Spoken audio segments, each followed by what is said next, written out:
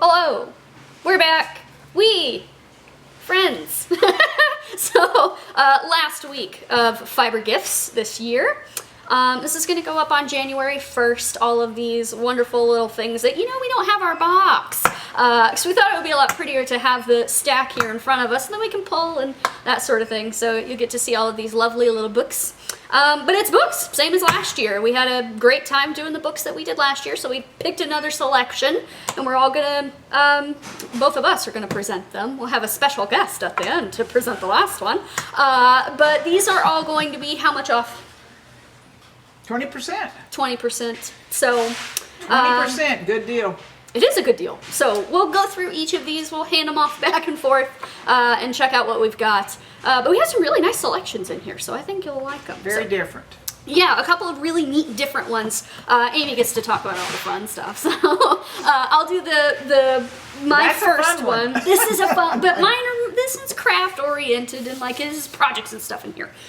So this is obviously The Natural World of Needle Felting by Fee Oberon. This is a really lovely little book. It's very comprehensive, kind of from the start of things to the there's really no end of things, but to the more advanced sort of stuff. So you'll start with how needle felting works and how, what things you need to start and that sort of thing, and how to get going so that you understand physics of it all. And then she'll take you through some things to kind of go through the more interesting stuff, the more detailed sort of things. And we'll do a flip through of that for you. Magic. So check this out. It's a really lovely little book. It's cute on the back. It has a little puppy on it. So yeah, check this out. Now Great you have book. one? I have one. So this book right here by Ann Dixon called The Hand Weaver's Pattern Directory. Hands down, got to have it in your library. Most people start with 4 shafts, and even if you have a larger shafts, you always sometimes want something just to see what it's going to look like. I love it because it's spiral bound, which is great because people are flipping back and forth. The other thing about this book, color theory, it talks about keeping the same pattern and stuff and then working with it. I mean, you cannot go wrong. Once again, in most of the books starts out simple, and as you progress, it gets a lot more detailed. But great book, can't go wrong. Personally have it. Mine. Thank you. So there you go. Now I have one. This is a really interesting book. I'll preface this with the fact that I'm not a dyer, but this makes me want to dye. But anyway, it's very interesting. It does make me want to pursue dyeing as an art. How about that? So this is hand dyed by Anna Joyce. It is a beautiful book, number one. That's really important in a book to me. If it's not interesting to look at, I don't really have a good time reading it. So the back is really pretty. This is a sampling kind of what you'll see on the inside, and we'll do a flip through for you as well while I talk. So it has just all kinds of different stuff in there. It goes from how dyeing begins and that sort of just same as always, simple stuff to the more complex stuff. There are project ideas and things in here for you, and there's some really interesting like dye techniques in there. There's one that you use a salt shaker to do some confetti stuff, which is really neat, speckles. There's another one where you can do like resist dyeing, which is a very popular thing. But it's really exciting to look at and see how it goes. And it's like tie-dye. Everybody knows how to do resist dyeing. So check that out. It's a really neat book. Really pretty. Just a lot of fun. So yeah, we'll do a flip through of that as well. Okay, the next book's more geared toward history and basically family traditions and being able to see it. But it's Spider Woman's Children, which I find this fascinating just because, I didn't have somebody teach me to weave as a younger generation, and to see people being taught from the start to the elders actually doing this. I think it's a great book in sense of family and community, and being able to see that. They actually spin it, dye it, and actually weave it. But it's a great historical fact on Navajo weaving, and it is a generation. This is truly a certain part of a reservation. And so I highly recommend this book as a history thing, as well as just teaching kids about community. So I think nowadays we're seeing more community. So good book. It's a really neat coffee table book too. Great book. So some of my favorite books are coffee table books. Not really like, you know, projects and things like that. Just kind of informational and neat. I really like that. So, I'm a book hound. I should ask Nancy about her books. All right, so barring small interruptions, we have the next one here. This is the Spinner's Book of Fleece.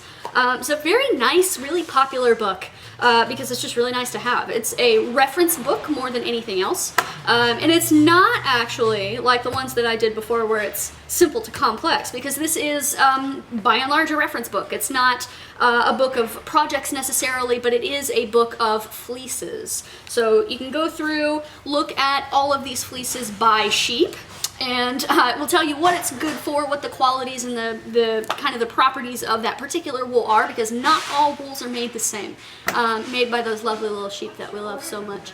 But they all have different properties. They're all good for different things. So this is a really lovely book to have, to be able to pick something that will work well for your project if you need it to be bouncy, or if you need it to be, you know, very hard wearing, if you need it to be easily feltable, things like that. So that's primarily what this book is all about, and that's why it's so useful. So if you are a spinner, or if you're just a person that's interested in having a reference of some kind for different kinds of fleeces and what makes them different from each other, this is a good book for you. So not just for spinners, but very useful for spinners. So yes, also very pretty. It has sheep on it. Cute. So my book, next one's coffee table book for sure. Mainly after you've done a ton of projects and you kind of need a little bit of inspiration and you don't know where to go. Most of the inspiration comes from, you know, anything, color, whatever. But I actually tagged one page and my paper fell out because as soon as I saw this, I said, oh, this is something I need to look at. So I'm going to fan the book real quick. But anyway, it's Fiber Arts Today, very contemporary. Okay, but not everything in it is contemporary, just because the cover is. Carol Russell is her name. I did actually scan to this one, and this was actually just stunning in Philadelphia, Pennsylvania. So it's just beautiful. I'm very. Is it a tapestry? No, it's like a double weave. Oh. So cloth, excuse me. But anyway, it's got tons of different things in here, different inspirations. But it's fiber. It's not necessarily woven, so it can also be paper mache or paper or anything. But it just to see the combinations of how they mix the medias, I think is really what's inspiring. So the photos are beautiful. Yeah, it's a good coffee table book. So if somebody has a lot of books and you like to have nice ones laying on the table that represent your love of textiles, good one. Okay, now we're going to have a special guest come in, and Amy and I are going to scooch off to the side and let her talk about our final book. Yay! Hi everyone, I am Emily here at the Woolery, and I wanted to talk about this book, the Vogue Knitting Ultimate Knitting Book, because I think every knitter should own this book. I own this book and I use it literally every single day. It's incredibly useful. If you are a beginner knitter, it has everything you need to know to get started with knitting. It has tons of different bind-offs, tons of different cast-ons. It shows you different ways to get started. It talks about the different types of tools you can use. Or if you're a more advanced knitter, it has everything you need to learn new techniques. There's a whole section on stranded colorwork knitting. There's a whole section on lace knitting, different lace stitches, how they fit into different shapes. I design knitting patterns, and I use this book for designing all the time. There's a whole section in the back that is all about fitting different shapes. Like this is a whole section on how to make circular shawls and the different construction methods for those. There's also a whole section on sweaters and how to make them fit a body. There are size charts for if you want to knit a hat for your 4-year-old niece and you don't know the average size of a head of a 4-year-old. That's in here for everything, for mittens, for socks. You need this book, you should buy this book. Well, it's been a roller coaster of a year, yeah? But thank you guys so much for doing what you do and giving us the opportunity to continue doing what we do here. We really appreciate it. We've been very fortunate to be able to stay where we are and do what we do. And it's all due in all parts to you guys and your support. So we really appreciate everything that you've done for us over the course of the year 2020. Hopefully 2021 will be a little bit easier on all of us. But yeah, I just wanted to say thanks, and I would say see you next year, but it's already next year. So yeah, And I'd like to say thanks to all the new weavers I've got to talk to, or the new crafters, because I think part of this whole epidemic thing has brought new people on board. So I have truly enjoyed talking to enthusiastic, which everybody usually is when they call in, but it has truly been fun talking to people and helping them along in their craft area that they would like to go in. So it's been I've enjoyed it. So thank you.